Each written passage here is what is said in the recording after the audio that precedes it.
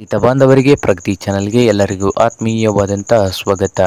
ಇಂದಿನ ಈರುಳ್ಳಿಯ ಮಾರುಕಟ್ಟೆಯ ಬೆಲೆಯನ್ನು ನೋಡಿಕೊಂಡು ಬರೋಣ. ಇನ್ನು ಯಾರು ಹೊಸದಾಗಿ ಚಾನಲ್ ನೋಡ್ತಾ ಇದ್ರೆ ತಪ್ಪದೇ ಸಬ್ಸ್ಕ್ರೈಬ್ ಆಗಿ.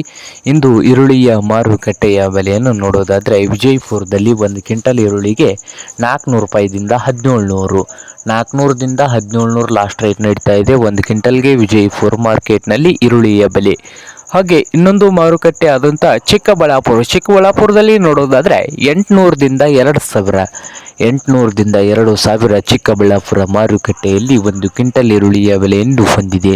ಹಾಗೆ ಬದಾಮಿಯ ಮಾರುಕಟ್ಟೆಯಲ್ಲಿ 500 ರೂಪಾಯಿದಿಂದ 1600, 500ದಿಂದ 1600 ನಡೀತಾ ಇದೆ ಬದಾಮಿ ಮಾರ್ಕೆಟ್ನಲ್ಲಿ ಒಂದು ಕ್ವಿಂಟಲ್ ಈರುಳ್ಳಿಗೆ.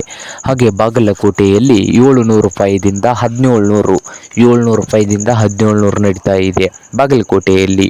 ಹಾಗೆ ಹುಬ್ಳಿ ಮಾರ್ಕೆಟ್ನಲ್ಲಿ 800 ರೂಪಾಯಿದಿಂದ 2300, 800 ರೂಪಾಯಿದಿಂದ 2300 ಹುಬ್ಬಳ್ಳಿಯ ಮಾರುಕಟ್ಟೆಯಲ್ಲಿ ಒಂದು ಕ್ವಿಂಟಲ್ ಈರುಳ್ಳಿಯ ಬೆಲೆಯನ್ನು ಹೊಂದಿದೆ.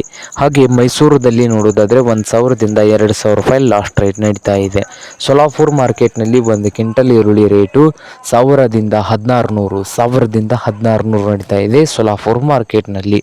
ಇದು ಇಂದಿನ ಈರುಳ್ಳಿಯ ಮಾರುಕಟ್ಟೆಯ ಬೆಲೆ ಆಗಿದೆ ನೋಡಿ ರೈತ ಬಂದ.